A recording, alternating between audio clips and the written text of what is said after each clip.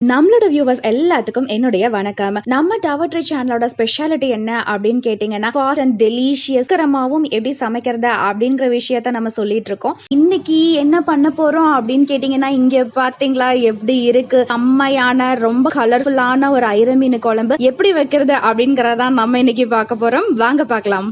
இப்போ பார்த்துட்டிங்கன்னா ரொம்ப ஃப்ரெஷ்ஷான ஒரு ஐர மீன் எடுத்திருக்கேங்க. அதில் இந்த ஐர மீன் என்ன ஆக போகுது அப்படின்னு பார்த்தீங்கன்னா, ரொம்ப காரசாரமான டேஸ்டியான டெலிஷியஸான ஐர மீன் குழம்பு மாறப்போகுது. அதை எப்படி பண்ணுறது நம்ம இப்போ பார்க்கலாம். இதுக்கு என்னென்ன இன்க்ரீடியன்ட் அப்படிங்கிறத முதல்ல பார்த்துடலாம். நான் எப்போதுமே சொன்ன மாதிரி நீங்கள் குழம்புக்கு நாட்டு தக்காளி தாங்க எடுக்கணும். எல்லாமே ரொம்ப நேச்சுரலான விஷயம் தான் நான் ஆட் பண்ணுறேன். அப்போனா தான் குழம்போட டேஸ்ட் வந்து உங்களுக்கு தெரியும். அதில் மெயின் என்ன அப்படின்னு கேட்டிங்கன்னா, நாட்டு தக்காளி ஒரு 3 எடுத்துக்கோங்க. அப்புறம் நாட்டு வெங்காயம், சின்ன வெங்காயம் தான் என்னைக்குமே டேஸ்ட் குடிக்கும். அதனால சின்ன வெங்காயம் ஒரு கை நிறைய எடுத்துக்கோங்க. பூண்டு ஒரு 10 to 15 எடுத்துக்கோங்க, பூண்டு பல். அப்புறம் தாளிக்கிறதுக்கு கடுகு, உளுந்தம்பருப்பு, வெந்தயம், இது 3 போட்டு தான் நம்ம மீன் குழம்புக்கு எப்போதுமே தாளிக்கணும். அப்புறம் பச்சை மிளகாய் ஒரு 3 பச்சை மிளகாய் எடுத்துக்கோங்க. பச்சை மிளகாயை இந்த மாதிரி கீறி வச்சுக்கோங்க. ஸ்டவ்ல ஒரு மண் சட்டி வச்சுக்கோங்க. அந்த சட்டி காஞ்சதுக்கு அப்புறம் ஒரு 2 ஸ்பூன் அளவு எண்ணெய் சேர்த்துக்கோங்க. அது எப்போதுமே என்னவா இருக்கணும் அப்படின்னா நல்லெண்ணெயா தாங்க இருக்கணும். அதுதான் ரொம்ப டேஸ்ட் கொடுக்கும். டேஸ்ட் மட்டும் இல்லைங்க, உடம்புக்கு ரொம்ப ரொம்ப ஹெல்தி. இப்போ இந்த ஆயில் நல்லாவே சூடாயிடுச்சு.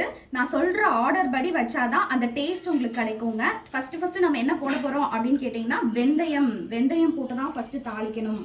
வெந்தயம் கொஞ்சம் செவக்கட்டும். அடுத்து கடுகு, உளுந்தம் பருப்பு போட்டு தாளிச்சுக்கோங்க. மெயின் என்ன அப்படின்னு கேட்டீங்கன்னா, முதல்ல கடுகு உளுந்தும் வந்து வெடிக்கணும். கடுகு வெடிச்சதுக்கு அப்புறம் தான் கருவேப்பிலை போடணும். கடுகு இப்போ பொரிஞ்சிருச்சு, கருவேப்பிலை போட்டுக்கோங்க. அதுக்கப்புறம் நம்ம நறுக்கி வச்ச நாட்டு சின்ன வெங்காயம் சேர்த்துக்கோங்க. அடுத்து பூண்டு, அடுத்து நம்ம கீறி வச்ச பச்சை மிளகாய், அப்புறம் உப்பு சுவைக்கு ஏற்ப.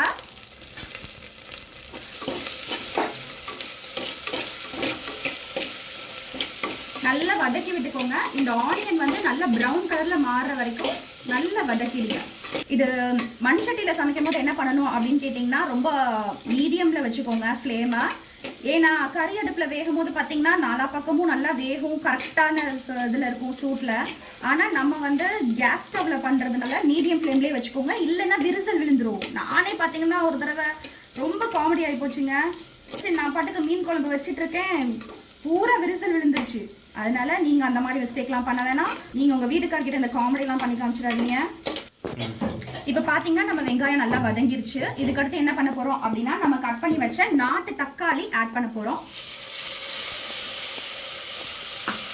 நாட்டு தக்காளி நல்லா வதங்கட்டும். எண்ணெய் தெரிஞ்ச வெளியில வர அளவுக்கு நல்லா வதக்கணும். இப்போ பாருங்க, நல்லா தக்காளி வெங்காயம்லாம் நல்லா வதங்கிருச்சு.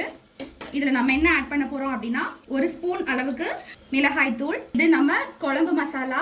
இது என்ன இன்க்ரீடியன்ஸ், இதில் என்னென்ன சேர்க்கணும், எந்தெந்த அளவு சேர்க்கணும் அப்படிங்கிறத நம்மளோட சேனலில் போடுவேன் நான் as soon as possible. இதில் ஒரு 2 ஸ்பூன் போட்டுக்கோங்க. இது பார்த்தீங்கன்னா மல்லித்தூள் இந்த கலரில் இருக்குது அப்படின்னு நினைக்காதீங்க. இது எல்லாமே ஹோம்மேட் தான். நம்ம வீட்டிலேருந்து வாங்கி நான் மில்லில் திரிச்சு இந்த மாதிரி வச்சுருக்கேன். இதை எப்படி பண்ணணும் அப்படிங்கிறத அடுத்து நம்ம சேனலில் பார்த்து தெரிஞ்சுக்கோங்க.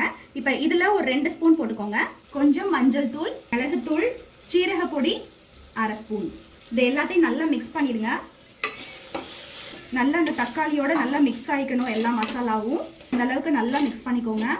இதுதாங்க நம்ம மசாலா. இது எல்லாமே வந்து பார்த்தீங்கன்னா எல்லாமே ஹோம்மேட் தான். எப்படி பண்ணியிருக்கோம் அப்படின்னா, எல்லாமே காய வச்சு வறுத்து மில்லில் பொடி பண்ணி நல்லா ஆட்டட் கண்டெய்னரில் போட்டு வச்சுக்கோங்க. இது எப்படி பண்ணணும் அப்படிங்கிறது பெரிய லிஸ்ட்டே இருக்குது. இதை ப்ராப்பராக பண்ணுறது எப்படி அப்படிங்கிறத நான் அடுத்து நம்மளோட சேனலில் போடுறேன். அதை பார்த்து ஃபாலோ பண்ணிக்கோங்க. நம்மளோட சேனலை சப்ஸ்கிரைப் பண்ணி வச்சு அதெல்லாம் கரெக்டாக பார்த்து ஃபாலோ பண்ணிக்கோங்க. அப்படின்னா தான் நம்மளோட குழம்புல அந்த கரெக்டான டேஸ்ட் வந்து வரும். அடுத்து பார்த்தீங்கன்னா, புளி கரைசல் நான் எடுத்து வச்சிருக்கேன். இது எவ்வளோ எடுத்துக்கணும் அப்படின்னா, என்னோட புளி ரொம்ப எஃபெக்டிவாகவே இருக்கும். அதனால அது வந்து ஒரு நெல்லிக்காய் அளவு, பெரிய நெல்லிக்காய் அளவு நான் எடுத்து கரைச்சி வச்சிருக்கேன். அந்த கரைசல் நம்ம இப்போ ஆட் பண்ண போகிறோம். நார்மலாகவே இந்த மீன் குழம்புக்கு எது ரொம்ப முக்கியம் அப்படின்னு கேட்டிங்கன்னா, இந்த புளி தாங்க. புளி கொஞ்சம் தூக்கலாகவே, மற்ற குழம்போட கம்பேர் பண்ணும் போது மீன் குழம்புக்கு புளி கொஞ்சம் தூக்கலாகவே இருக்கணும். அப்போனா தான் நம்ம மீன் போடும் போது அது கரெக்டான அளவுக்கு வந்துடும். இப்போது தேவைக்கான அளவு உப்பு போட்டுக்கோங்க. நம்ம ஏற்கனவே உப்பு சேர்த்துருக்கோம், இருந்தாலும் இன்னும் கொஞ்சம் போட்டுக்கோங்க. அது வெங்காயத்துக்கு மட்டும் நம்ம கொஞ்சமாக போட்டிருக்கோம். இப்போ குழம்புக்கு அளவுக்கு ஏற்ற மாதிரி நான் இப்போ கொஞ்சம் உப்பு ஆட் பண்ணியிருக்கேன். உப்பு போட்டுட்டு 1 கிளாஸ் அளவுக்கு தண்ணி ஊற்றிக்கோங்க. இது நல்லா வேகட்டும், நல்லா கொதிச்சு வரட்டும். எப்போதுமே பிளாஸ்டிக்ஸ் அவாய்ட் பண்ணிக்கோங்க. நம்ம வீட்லயுமே பார்த்தீங்கன்னா எல்லாமே நான் சமடம் தான் யூஸ் பண்ணுவேனே தவிர பிளாஸ்டிக் கண்டெய்னர்ஸ் யூஸ் பண்ண மாட்டேன். இது ஒரு காமன் மெசேஜ், காமன் அட்வைஸ் மாதிரி கூட எடுத்துக்கலாம்.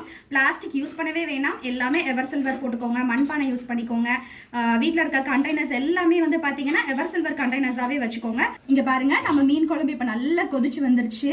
கொதிச்சு வந்ததுக்கு அப்புறம் என்ன பண்ணணும் அப்படின்னு கேட்டிங்கன்னா, என்ன பண்ணுறோம் அப்படின்னா, நம்ம வந்து மதுரை ஸ்டைலில் மீன் குழம்பு வைக்கிறோம், ஐர மீன் குழம்பு. அதில் நாங்கள் எப்போதுமே எங்கள் சைடில் என்ன பண்ணுவோம் அப்படின்னு கேட்டீங்கன்னா, நம்ம வீட்ல என்ன பண்ணுவோம் அப்படின்னு கேட்டீங்கன்னா, நான் தேங்காய் ஆட் பண்ணுவேன். எந்த குழம்பா இருந்தாலும் கொஞ்சமாவது நான் தேங்காய் ஆட் பண்ணுவேன். அப்பனா தான் அதோட டேஸ்ட் ரொம்பவே ஹைலைட் பண்ணி காமிக்கிற மாதிரி இருக்கும், ரொம்ப டேஸ்டா இருக்கும். சோ நான் என்ன பண்றேன் அப்படின்னு பாத்தீங்கன்னா, ஒரு 1.5 ஸ்பூன் அளவு தேங்காய் ஆட் பண்ணிக்கிறேன். தேங்காய் ஆட் பண்ணாமே ஒரு சில பேருக்கு பிடிக்கும் அப்படின்னா அவங்க வந்து சாப்பிட்டுக்கலாம். இல்ல எனக்கு தேங்காய் ஆட் பண்ணாதான் பிடிக்கும் அப்படின்னா தேங்காய் ஆட் பண்ணிக்கலாம். தேங்காய் ஆட் பண்ணீங்கன்னா அது ஒரு செம்ம டேஸ்ட்டுங்க. இந்த ஐர மீனை எப்படி பார்த்து வாங்கணும் அப்படிங்கிற விஷயத்த முதல்ல நான் சொல்லிடுறேன். அந்த ஐர மீனோட ஸ்பெஷாலிட்டி என்ன கேட்டீங்கன்னா, ஐர மீன் உயிரோட பார்த்து தான் வாங்கணும். அப்பனா தான் அது ரொம்ப டேஸ்டியா இருக்கும். வாங்கும் போது பயங்கரமா துள்ளும். வாங்கி அப்படியே கப்புன்னு போட்டு கவர் பண்ணி வச்சுக்கோங்க. கவர் பண்ணிட்டு இதை எப்படி வாஷ் பண்ணணும்ங்கறத சொல்றேன். வாஷ் பண்றதுக்கு முன்னாடி 1 ஸ்பூன் அளவுக்கு இதுல பால் ஆட் பண்ணிக்கோங்க. பால் ஆட் பண்ணி ஒரு 2 மினிட்ஸ் கவர் பண்ணி வச்சுக்கோங்க. அதுக்கப்புறம் என்ன பண்ணணும் அப்படின்னு கேட்டீங்கன்னா, இதை நல்லா வாஷ் பண்ணிக்கோங்க. எப்படி வாஷ் பண்ணணும்னா, ஒரு தடவை தான் வாஷ் பண்ணணும். அதை ப்ராப்பரா வாஷ் பண்ணிக்கோங்க. திரும்ப திரும்ப வாஷ் பண்ணிட்டே இருக்கீங்க அப்படின்னா அந்த ஃபிஷ்ஷோட டேஸ்டே போயிடும், ஐர மீனோட டேஸ்டே போயிடும். ஐர மீன் மட்டும் இல்ல, எந்த மீனா இருந்தாலும் ரொம்ப கம்மியாவே வாஷ் பண்ணிக்கோங்க. ஒரே ஒரு தடவை வாஷ் பண்ணுங்க, அதை ப்ராப்பரா வாஷ் பண்ணிருங்க. அப்பதான் அதோட டேஸ்ட் வந்து குழம்புல நிற்கும். இப்போ தேங்காய் போட்டு ஒரு 2-3 நிமிஷம் ஆயிடுச்சு. அதுக்கப்புறம் என்ன பண்றோம் அப்படின்னா, தண்ணியே இல்லாம நம்ம ஐர மீனை குழம்புல சேர்க்க போறோம். இப்போ ஐர மீன் போட்டு 2 நிமிஷம் நல்லா சேர்ந்தாச்சு. இதை நல்லா ரொம்ப கிண்டக்கூடாது, லைட்டா தான் கிண்டணும். அப்பதான் லைட்டா கிண்டி விட்டாதான் அந்த மீன்ல வந்து அந்த மசாலா உப்பெல்லாம் கரெக்டா சேரும். அதுக்கு தான் அந்த 2 நிமிஷம் டைம் கொடுத்துருக்கோம். இப்போ நல்லா அந்த 2 நிமிஷம் ஆயிடுச்சு, குழம்பு ரெடி ஆயிடுச்சு. ரொம்ப ரொம்ப டேஸ்டியான, அப்பா இப்பவே வந்து ஒரு சுட சுட சாதம் போட்டு அப்படியே எப்படா சாப்பிடலாம் அப்படின்னு நான் வெயிட் பண்ணிட்டு இருக்கேன். செம்ம டேஸ்டியா வந்துருச்சு. அரோமாவும் அப்படியே கிளப்புதுங்க. எங்க ஸ்ட்ரீட்டையே பயங்கரமா ஸ்மெல் வர அளவுக்கு கேட்குற அளவுக்கு யாருங்க மீன் குழம்பு வைக்கிறா அப்படின்ற அளவுக்கு இருக்குங்க மீன் குழம்பு. அவ்வளவுதான். இப்போ என்ன பண்ண போறோம், ஆஃப் பண்ணிட்டு லாஸ்ட் ஒரு ஃபினிஷிங் டச் என்ன அப்படின்னு கேட்டீங்கன்னா, நல்லெண்ணெய் ஊத்தி தான் இறக்கணும். இப்போ நம்ம ஐர மீன் குழம்பு முடிஞ்சிருச்சு. இங்க பாருங்க, செம்மையா ஒரு ஐர மீன் குழம்பு ரெடி ஆயிடுச்சு. அதுவும் மதுரை ஸ்டைல் ஐர மீன் குழம்பு ரெடி ஆயிடுச்சு. இப்போ இது என்ன ஸ்டேஜ்ல இருக்கு அப்படின்னு கேட்டீங்கன்னா, சாப்பிடுற ஸ்டேஜ்ல இருக்குங்க. ஃபுல் மீல்ஸ் அடிக்கலாங்க. ஃபுல் மீல்ஸ் 1 இல்லைங்க 2 அடிக்கலாம். அவ்வளோ டேஸ்டியா இருக்கு, அவ்வளோ அரோமா வருது, வாசனை ஊரையே தூக்குதுங்க. ட்ரை பண்ணி பாருங்க. இதே மாதிரி இன்னொன்று சூப்பரான ஒரு குழம்போட மறுபடியும் மீட் பண்றேன் உங்களை. பாய்.